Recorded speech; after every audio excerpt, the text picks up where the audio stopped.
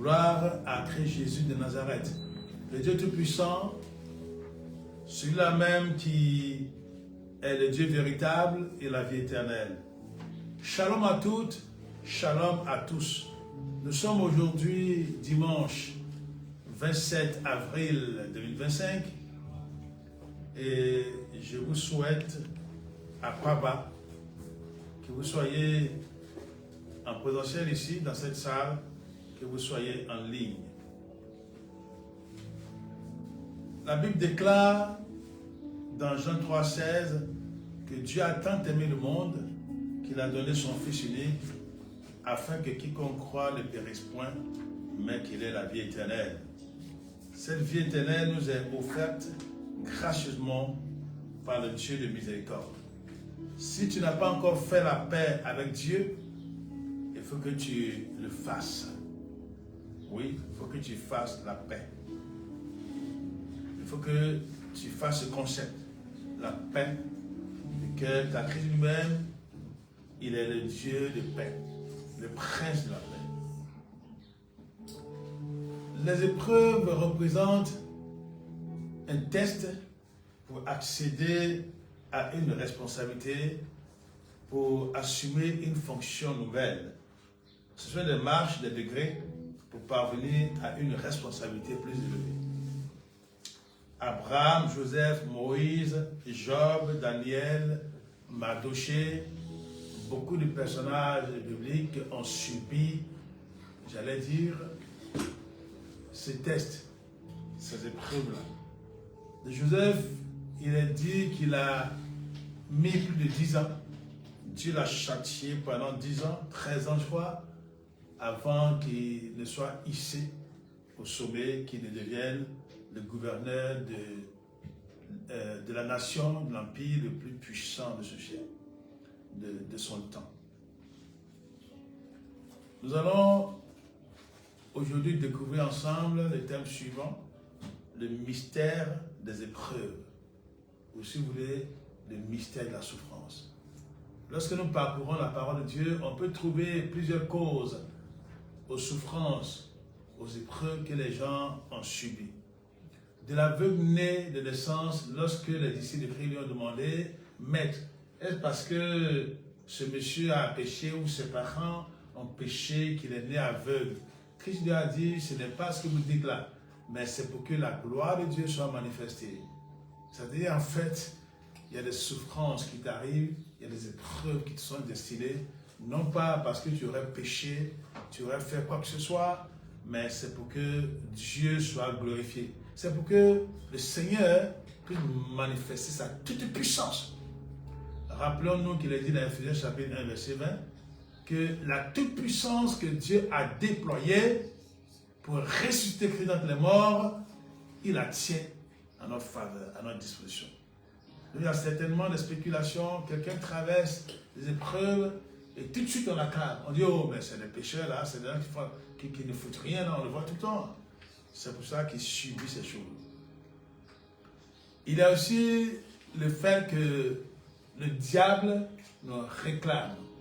Jésus a dit à ses disciples, à Pierre notamment, il leur a dit, Satan vous a réclamé pour cribler comme du froment. Et nous en voyons l'illustration pleine, parfaite, dans Job chapitre 1er. Nous allons lire donc Job, le chapitre 1er, et du verset 6 au verset 12.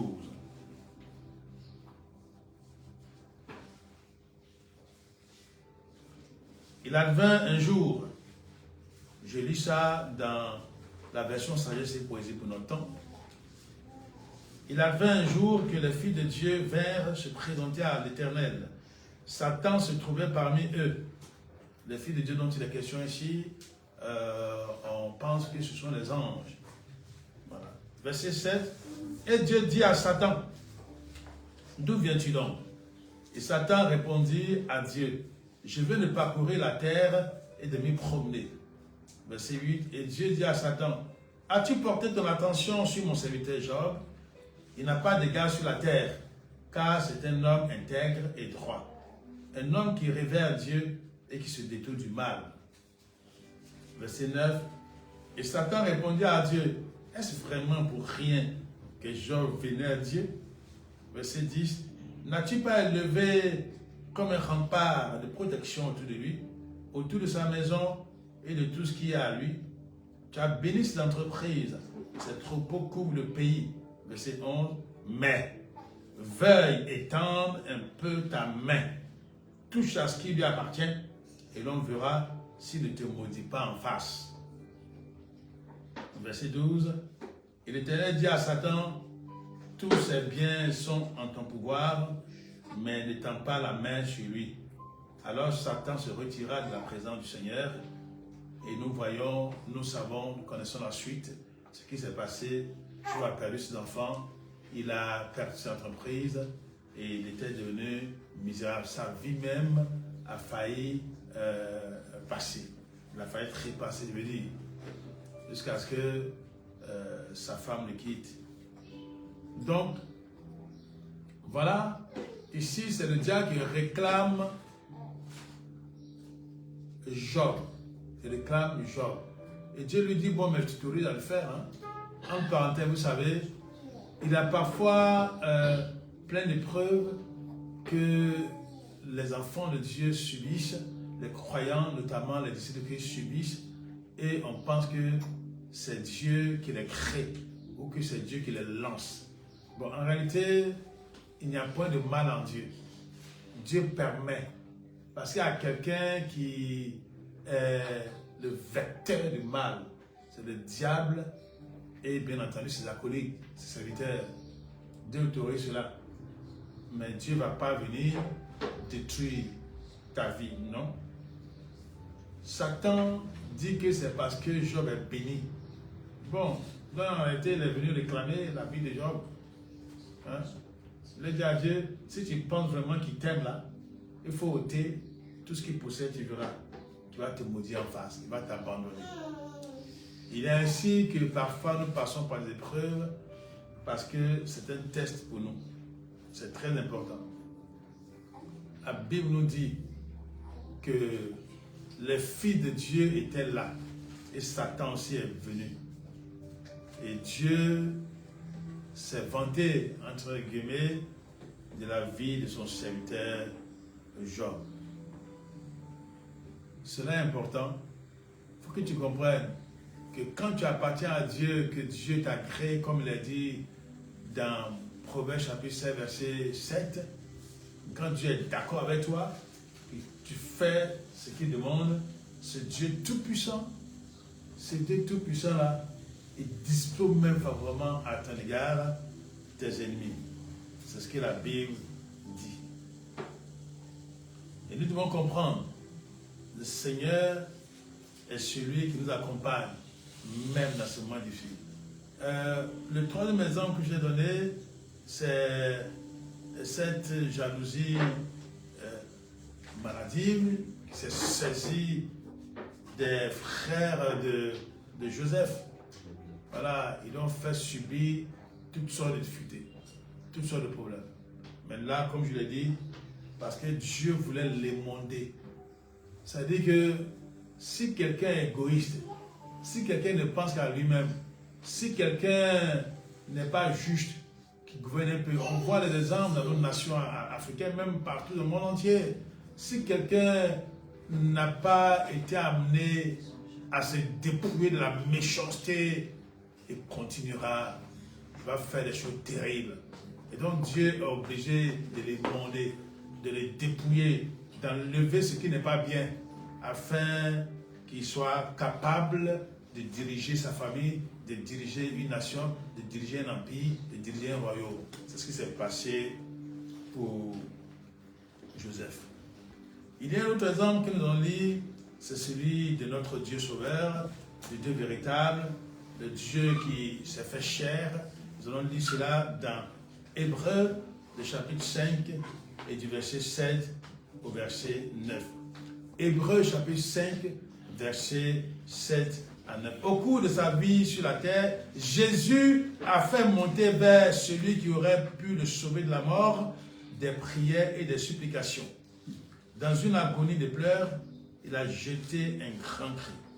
à cause de son humble soumission à la volonté de Dieu, il a été exaucé. Quoique fils de Dieu, il a été obligé d'apprendre l'obéissance à l'école de la souffrance.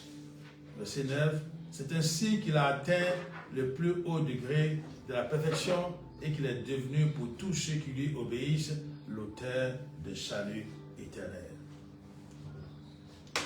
Donc ici, il est question de l'exemple de souffrance, de l'exemple de preuve que nous a laissé créer Jésus, le Dieu sauveur, le Dieu tout-puissant. Voilà.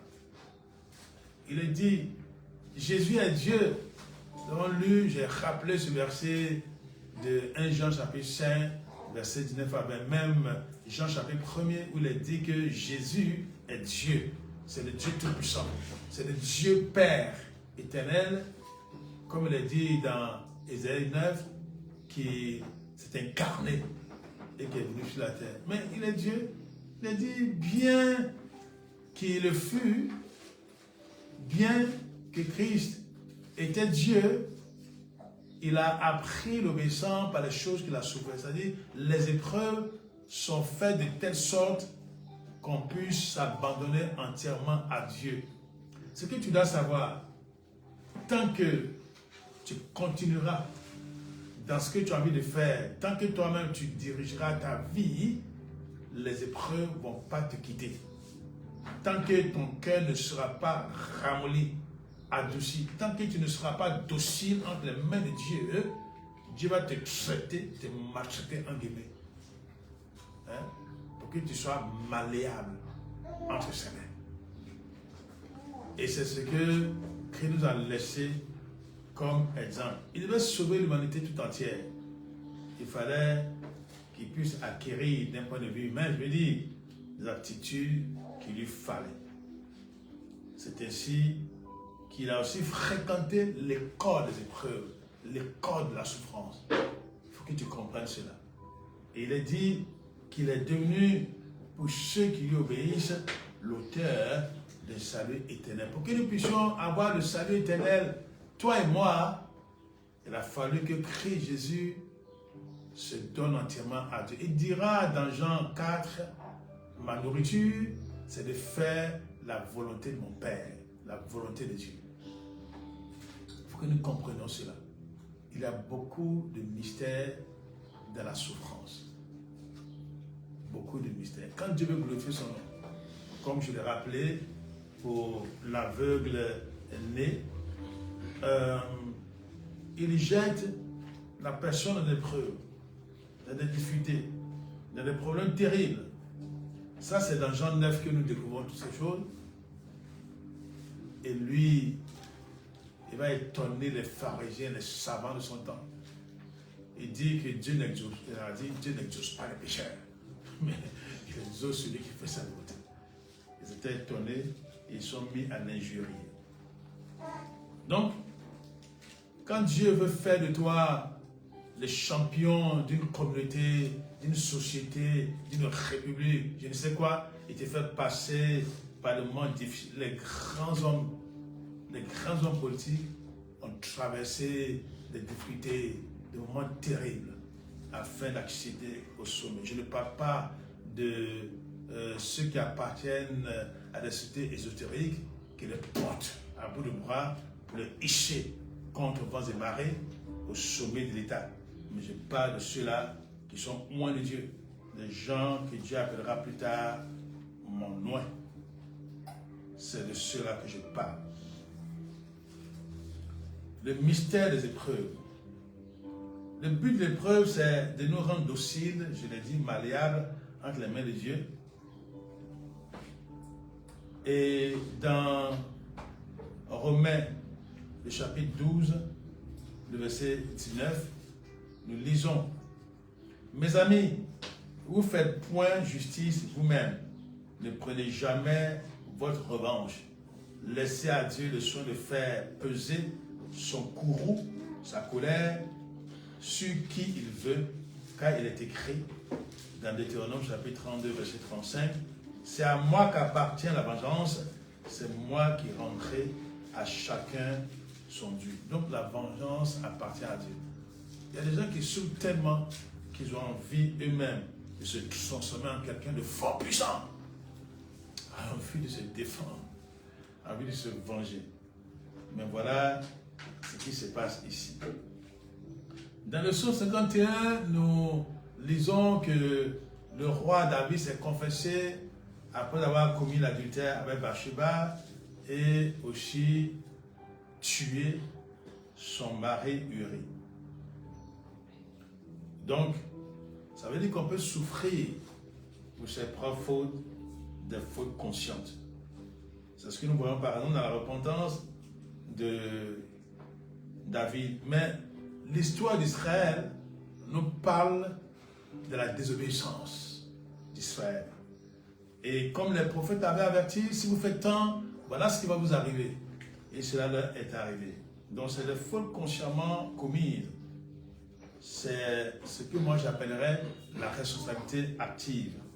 Mais il existe aussi une responsabilité passive. Et la responsabilité passive, même quand l'épreuve arrive, il n'en demeure pas moins une. Et nous lisons cela dans le psaume 19, verset 12, lorsque le psalmiste dit « Qui connaissent également, pardonne-moi ce que j'ignore ».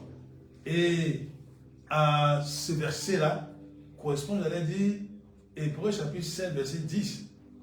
Hébreux chapitre 7, verset 10, où l'auteur de cette épître nous explique que Lévi était dans les rangs de son grand-père, du patriarche Abraham, lorsque ce dernier payait la dîme à Melchisédek.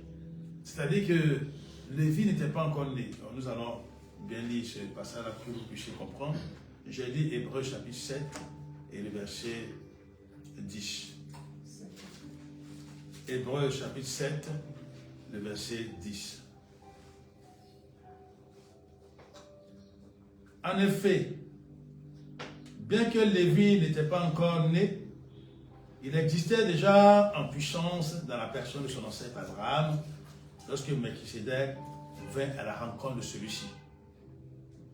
Il est donc évident que celui qui préfigurait le Christ est infiniment supérieur à Abraham et à Lévi, donc le Christ lui-même est supérieur aux prêtres juifs.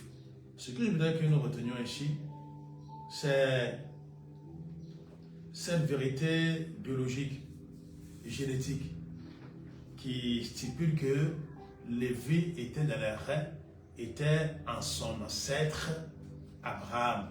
De sorte que ce que Abraham a posé comme acte merveilleux, qui était de payer la dîme à Melchisédek, Lévi aussi a payé la dîme à Melchisédek. Et nous allons lire, pour bien étayer ces choses, Exode, le chapitre 20, le verset 5 à 6. Je rappelle que je suis en train de parler des responsabilités personnelles qui pourraient nous valoir des problèmes terribles, des épreuves terribles. Donc, Exode, le chapitre 20, nous lisons les versets 5 et 6.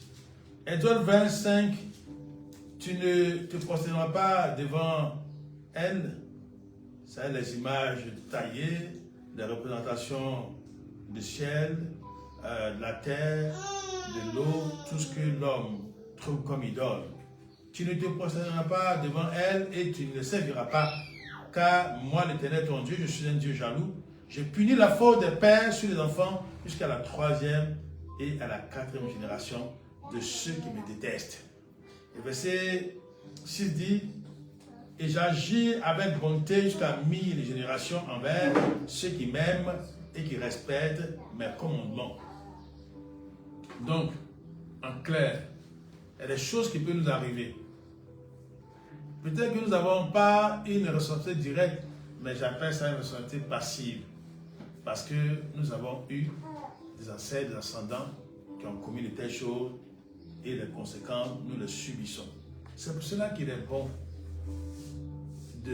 d'accepter, j'allais dire la doctrine, sinon l'enseignement sur la destruction des principautés, la destruction des réclamations. Et les églises évangéliques soient-elles vivante soit-elle, qui refuse de telles choses. Et pourtant, la parole de Dieu l'illustre. Et nos vies de tous les jours les illustrent. Il faut que nous comprenions ces choses. Si nos vies l'illustrent, nous devons prendre la chose à cœur. C'est pour ça que je parle des mystères des épreuves. Le mystère des épreuves. Il y a des familles, il y a des gens qui souffrent. Je suis tenté de dire éternellement, non pas parce qu'eux, ils ont commis de tels péchés, mais le Seigneur leur montre par des sons, par des visions, les causes de ce qu'ils subissent. Chers frères, chers amis, si tu es dans des difficultés terribles et que tu te demandes ce que tu as fait, il vaut mieux t'adresser au Seigneur. Il y a des gens qui souvent voltigent de fleur en fleur, voltigent de prophète à prophète, comme les papillons et les abeilles qui voltigent de fleur en fleur, sans s'asseoir eux-mêmes pour interroger le Seigneur et lui demander de l'éclairer sur le mystère des épreuves qu'ils subissent chaque jour. Il faut que tu comprennes. L'épreuve n'a pas pour but de te détruire. C'est pour que tu sois émondé. Pour que tu sois débarrassé de ce qui est obstacle à ton épanouissement, à ton bonheur. Dans le psaume 42, nous allons lire le psaume 42, versets 6 et 12. Psaume 42, verset 6, verset 12. 42, 6, il est dit, le psalmiste s'adresse à lui-même, à son âme. Oui, nous devons parler à notre âme. C'est ton âme qui reçoit tout. C'est ton âme qui enregistre tout. Les frustrations, et qui conçoit, qui pense à la vengeance, qui a le ressentiment, la rancune, le cœur. Il faut que tu parles à toi-même. Donc le psalmiste dit, au verset 6 du psaume 42, « Pourquoi être abattu mon âme et gémir en moi? Espère en Dieu, car je le louerai encore. Il est mon salut et mon Dieu. » Et le même refrain revient au verset 12. « Pourquoi être abattu mon âme? Et pourquoi gémir en moi? Espère en Dieu, car je le louerai encore. Il est mon salut et mon Dieu. » Peut-être que tu pleures sur ta couche, tu as difficulté, tu es scellé et tu pleures, tu demandes ce qui se passe. Interroge le Seigneur. Dis à ton âme de se calmer et de se soumettre à ton esprit, qui est fort. La Bible dit, l'esprit est bien disposé, c'est la Bible qui dit, mais la chair est faible. La chair, c'est aussi l'âme qui est pleine de vengeance, d'idées de vengeance, qui a besoin de chercher à se venger. Il est dit de Marie qu'elle repassait dans son cœur les bonnes choses. Elle repassait dans son cœur les choses qui peuvent lui donner la force. C'est ce qui est dit dans Luc chapitre 2, verset 19. Il ne faut pas que tu repars dans ton cœur les choses qui t'aigrissent, les choses qui te font fâcher, les choses qui t'énervent. Parce que quand tu le fais ainsi, ce que tu dois savoir, il y a quelqu'un qui peut te voir en songe, il va voir que tu es venu le tuer. Mais ce n'est pas toi en tant que tel. Peut-être que tu n'en es même pas conscient. Mais parce que tu nourris de mauvaises pensées, de mauvais sentiments, et donc les démons, les puissants ténébreux, l'esprit mauvais s'en chargent. Parce qu'il se nourrit de ça, les esprits méchants. Il se nourrit de ça. Il se nourrit de cette vengeance et autres, le péché là. Ça nourrit les esprits mauvais. Et donc lui, il s'en charge.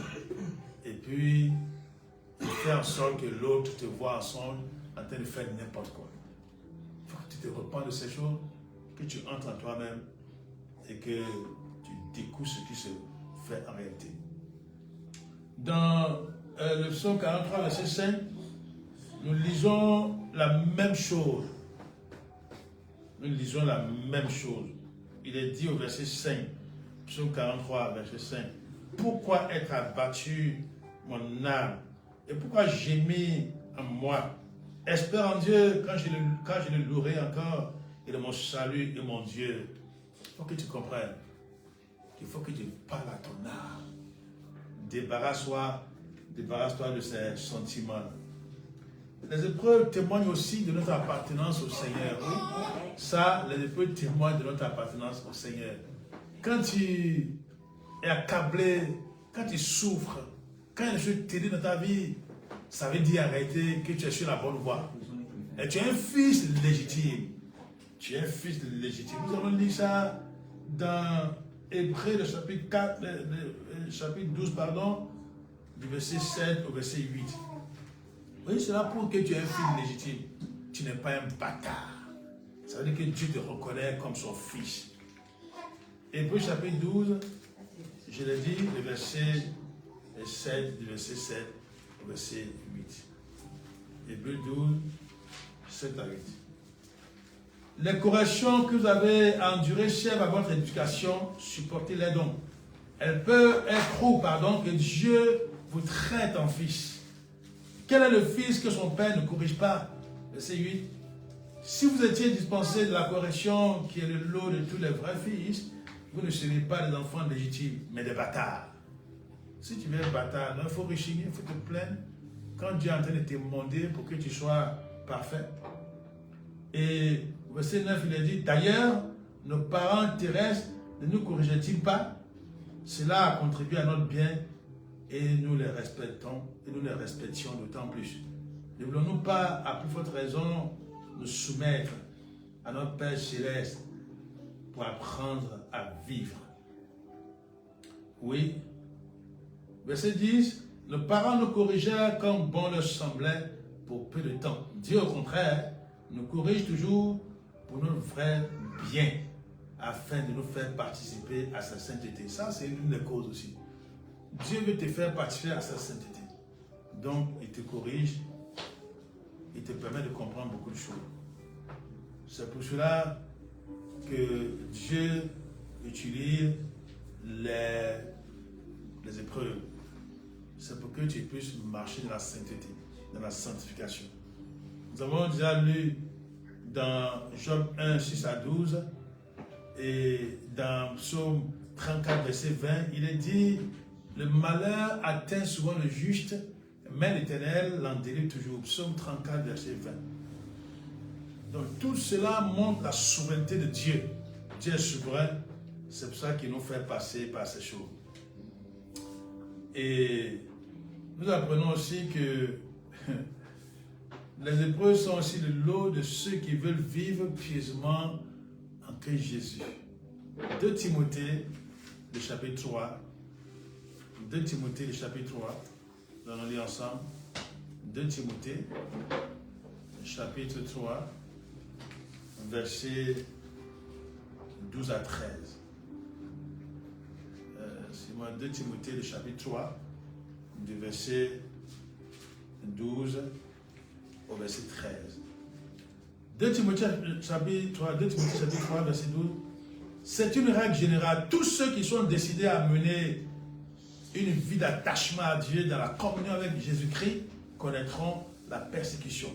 Verset 13. Tandis que les méchants et les charlatans s'enfonceront de plus en plus dans le mal, les imposteurs avec leurs airs de sainteté s'enhardiront et séduiront beaucoup de gens, mais leur succès causera leur ruine, car ils seront eux-mêmes victimes des erreurs dans lesquelles ils ont entraîné les autres.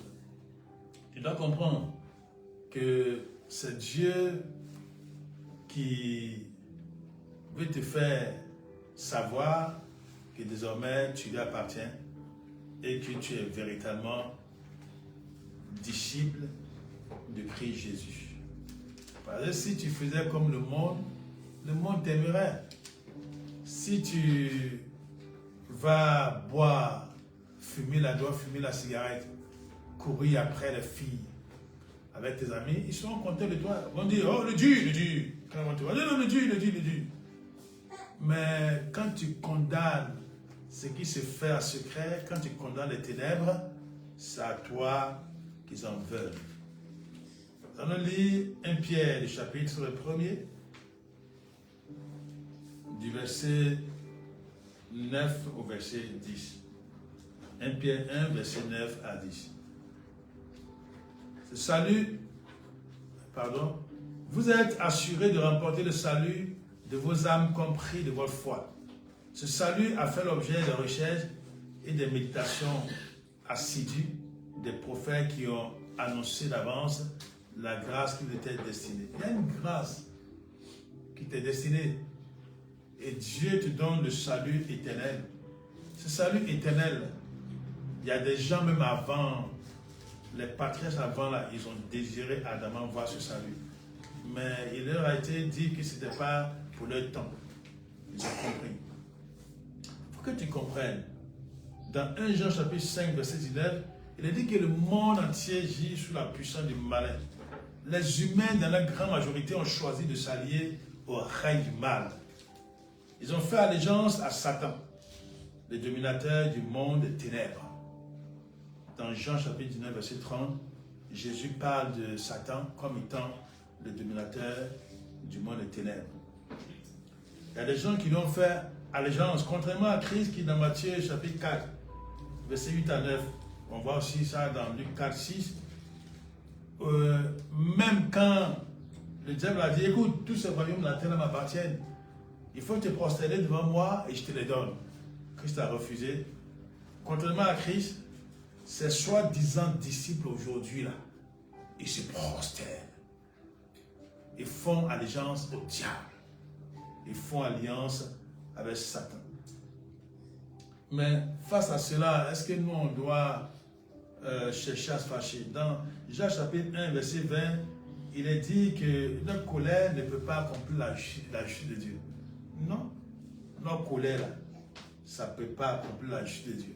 Donc ce que tu as à faire, c'est de laisser le Seigneur te conduire. Laisser le Seigneur lui-même, comme je l'ai dit là, faire repasser en ton cœur, dans ton esprit, les bonnes choses comme Marie le faisait dans Luc chapitre 2, verset 19. Et dans Ephésiens chapitre 4, verset 26 à 27, il nous a dit que nous devons nous débarrasser de toute rancœur, de tout ressentiment, de toute rancune, de la colère. Il ne faut pas que le soleil se couche sur notre colère, notre mécontentement, j'allais dire. Nous allons lire cela dans la version parole vivante, Ephésiens chapitre 4, du verset 26 au verset 27. Ephésiens chapitre 4, verset 26 à 27. Si vous vous emportez, ne commettez pas de péché. Si vous emportez, ne commettez pas de péché. Ne laissez pas le champ libre à la colère et que votre ressentiment s'apaise avant la nuit. Ça ne va pas durer. Verset 27. Ne prêtez pas l'oreille aux diffamateurs et n'en trouverez pas la porte aux démons. Ne lui donnez aucune prise sur vous. Ne lui donnez aucune prise sur vous. Dans Jean 14, 30, Jésus a dit, le dominateur de ce siècle arrive, mais il n'a aucune prise sur moi. Il n'a rien à moi. Il y a des gens qui repassent dans leur cœur les mauvais séjours, les mauvaises pensées, les mauvaises choses. Ils gardent le passé dans leur cœur, ils repassent, ils ressentent les choses, ils ruminent cela. Ils gardent les souvenirs amers d'actes ignobles qu'ils ont subis. Et cela nourrit leur âme. Quand tu repars dans ton cœur de ces choses, ça nourrit ton âme. Et j'ai déjà dit, une sonde où tu attaques des gens, c'est la conséquence des lourds fardeaux que tu portes dans ton âme. Il faut que tu t'en débarrasses parce que les esprits mauvais ne demandent que cela. Débarrasse-toi de ces choses.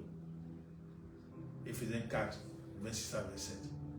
Débarrasse-toi de ces choses. Parce que ça crée des épreuves. Ça crée des maladies qu'on appelle psychosomatiques. Ulcères et autres. Aigreur. C'est toi qui n'es jamais content. C'est toi qui es toujours jaloux. Mais parce que tu te rappelles ce que les gens t'ont fait de mauvais. Mais on lit 1 Pierre 5, 7, c'est ça non? C'est 1 Pierre 5, 7? Ou bien c'est le 2? C'est comme il y a deux épiques là. 1 Pierre 5, 7. Et ce sera pour terminer. 1 Pierre 5, 7, il a dit, une fois pour toutes, déchargez-vous sur Christ Jésus de tous vos soucis, car il vous a pris en charge. Et verset 8, il dit, ne vous laissez pas distraire, soyez vigilants, votre adversaire, le diable, rôde autour de vous comme un lion rugissant. Il cherche quelqu'un qui se laissera dévorer. Verset 9, opposez-vous à lui avec une foi inébranlable. Vous savez que vos frères dispersés à travers le monde passent par les mêmes épreuves. Voilà.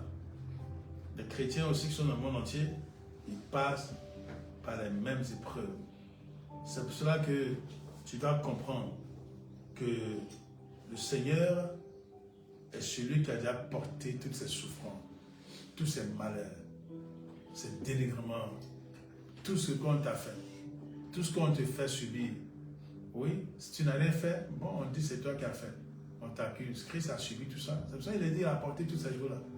Il faut que tu puisses libérer ton cœur et faire repasser ton cœur, dans ton cœur, de bonnes choses, de bons souvenirs. Les promesses, il y a tellement de promesses de Dieu. Il faut que tu puisses les repasser dans ton cœur. Il est dit que nous devons nous appuyer sur l'épée d'esprit. L'épée d'esprit, là, c'est la parole de Dieu, ce sont les promesses de Dieu. Il faut que tu comprennes, pour ne pas ressasser tout le temps ce qu'on t'a fait du mal, et que le soleil ne se couche pas sur ta colère, sur ta rancune, sur ta rancœur, sur ton ressentiment, et que tu sois libéré de beaucoup de choses. Dieu veut t'exaucer, il veut que tu puisses te soumettre à lui. La parole de Dieu libère. La parole de Dieu nous accorde cette grâce particulière parce que elle est celle qui nous transforme, qui nous délivre. Que la gloire revienne au Seigneur Jésus. Amen.